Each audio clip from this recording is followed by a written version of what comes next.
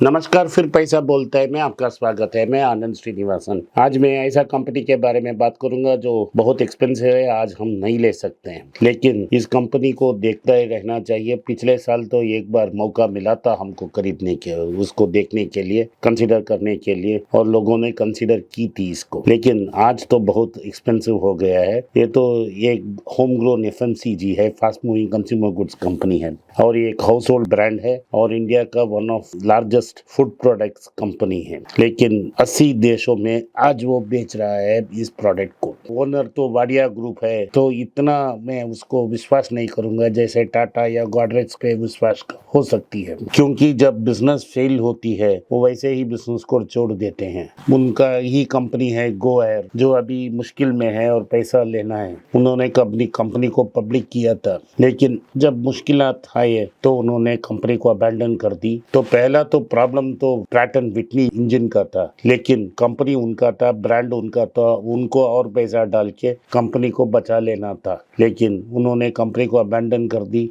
और कंपनी अभी bankruptcy process में चल रही है। इससे उनका नीयत साफ होती है, वो अपने हिसाब को पहले देखते हैं। लेकिन ये जो कंपनी में बात कर रहा हूँ, ये बड़ा सा कंपनी है, लगभग 125 साल का पुराना कंपनी, और इससे वो छोड़ेंगे नहीं, क्योंकि कर्ज बहुत कम है और इसमें मुनाफा ही मुनाफा है। उस कंपनी को वो नहीं छोड़ेंगे, लेकिन नियत का ख्याल हमको रखना चाहिए। ब्रिटानिया इंडस्ट्रीज वाडिया ग्रुप का एक कंपनी है। जो मैं कंपनी की बात कर रहा हूँ वो ब्रिटानिया है। उन्होंने इस कंपनी को खरीदा था लगभग 40 साल पहले राजन पिल्ले से। इस कंपनी के अलावा उनके पास, जैसे मैंने बोला, गो एयर था जो बैंकरप्ट हो चुका है। उनके पास बहुत जमीन है, रियलिटी बॉम्बे रियलिटी है, टेक्सटाइल्स है, बॉम्बे डाइंग, प्लांटेशंस हैं और ट्रेडिंग कंपनी भी है। और वो उस ट्रेडिंग कंपनी का नाम है बॉम्बे बर्मा ट्रेडिंग कॉर्पोरेशन, और बॉम्बे बर्मा ट्रेडिंग कॉर्पोरेशन ही होल्डिंग कंपनी है ब्रिटानिया इंडस्ट्रीज का। लेकिन इन सब के बावजूद ब्रिटानिया भारत का सबसे ट्रस्टेड फूड ब्रांड है, और वो मैन्युफैक्चर करती है Good Day, Tiger, Nutri Choice, Milk Bikis, Marigold, ये सब हाउस होल्ड नाम्स हैं।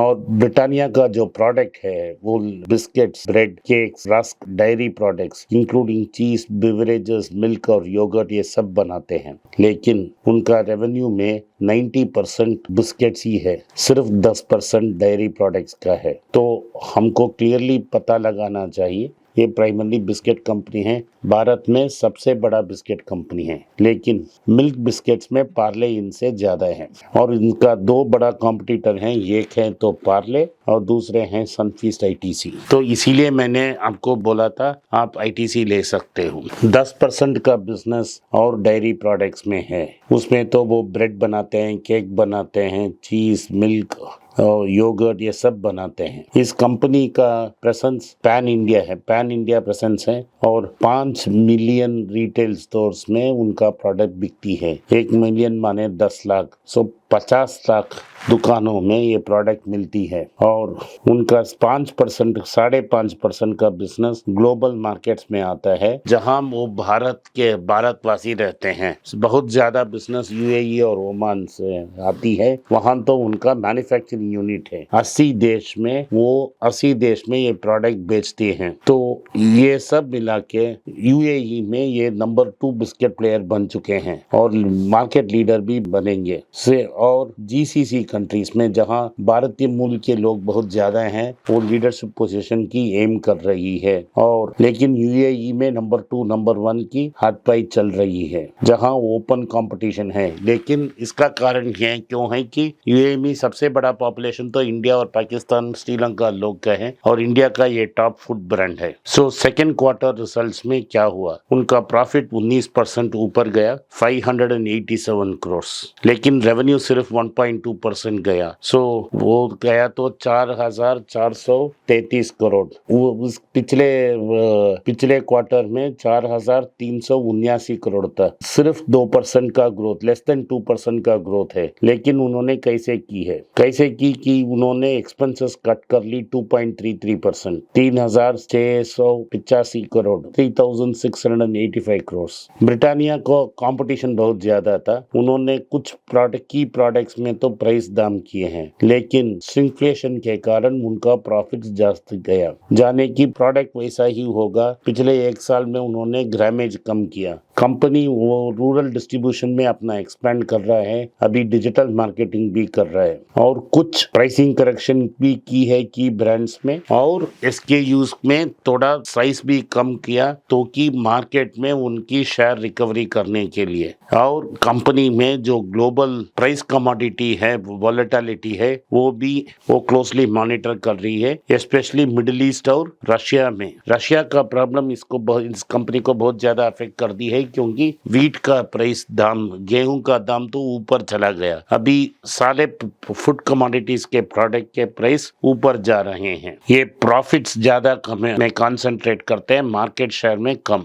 तो अभी वो क्या कर रहे हैं, हेल्थ फूड्स की प्रोडक्ट बात कर रहे हैं और बेटर स्नैक कंपनी ब्रांड को वो कैटर कर रहे हैं हेल्थियर स्नैकिंग ऑप्शंस के लिए। इन्होंने उनमें से बेटर स्नैक कंपनी ब्रेड में मॉडर्न ट्रेड, जहां डिस्ट्रीब्यूशन और ई-कॉमर्स में डाला है, बड़े बड़े दुकान में मिलेगा। तो ब्रिटानिया ये भी सोच रही है कि आज ये मैं सिर्फ ये बिस्किट कंपनी रहूंगा तो मैं मुश्किल में पड़ जाऊंगा, ITC मुझे खा जाएगी। तो वो क्या कर रहे हैं, तो in addition to core and bakery products वो दूसरे न्यू प्रोडक्ट्स लॉन्च करने की कोशिश कर रहे हैं। तो उन्होंने बेल साउथ अफ्रीका से साथ टाई अप की है, उनसे 30 प्रोडक्ट्स डेवलप करने की कोशिश की है। और पिछले साल उन्होंने चिपीटा से टाई अप किया क्योंकि पैकेज क्रॉसॉन्स लॉन्च करने के लिए। Britannia breads, rusk, cakes, cream wafers and salty snacks भी टाइम पास की ब्रांड में बिकती है। तो वो फ्रेश फूड प्रोडक्ट्स में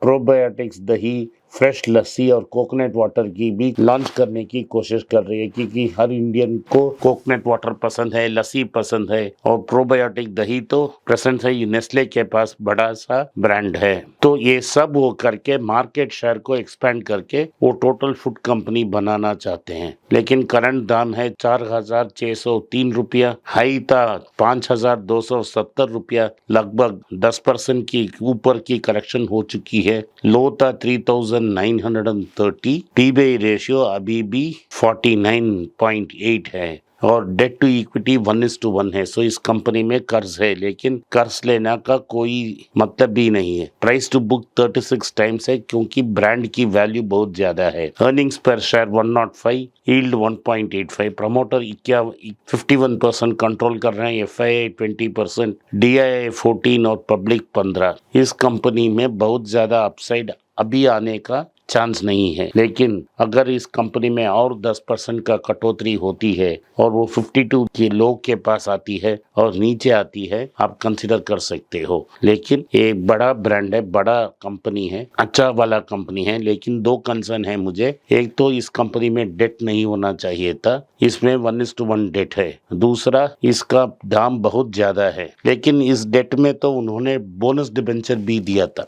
कुछ साल पहले उन्होंने बोनस में डिबेंचर दी थी शेयर होल्डर को रिवार्ड करने की। अगर डेट ये बोनस डिबेंचर के कारण है तो कोई प्रॉब्लम नहीं है, डिबेंचर रिडेम्पशन रिजर्व होगा, उससे निकला जाएगा। लेकिन आपको देखना चाहिए कि क्या वो जरूर इसी कारण से डेट है। अभी ब्रिटानिया एंड पार्ले और दी बहुत जैसे मैं बता चुका हूँ 1 और 2 प्लेयर्स हैं। ITC 3rd पोजीशन में है। ब्रिटानिया का ऑपरेटिंग रेवेन्यूज 16,300 करोड़ है, इसमें से 1,600 करोड़ इस अदर बिजनेस की है और लगभग 14,000 करोड़ बिस्किट की मार्केट है। तो आप समझ सकते हो कि कितना हेडरूम है ITC को ग्रो करने के लिए। प्रॉफिट है 2,321 करोड़ पिछले फाइनेंशियल ईयर 2023 में। सो 2024 में भी लगभग यही होगा, लेकिन दाम बहुत ज्यादा है, प्राइस करेक्ट हो सकती है। अगर प्राइस करेक्ट होती है तो इस कंपनी को आप खरीद सकते हो। धन्यवाद, आपने इस पॉडकास्ट को सुना, इसके लिए मैं आपका आभारी हूँ। तो आप इस वीडियो को लाइक कीजिए, मेरे चैनल को सब्सक्राइब कीजिए और अपना कमेंट्स लिखिए।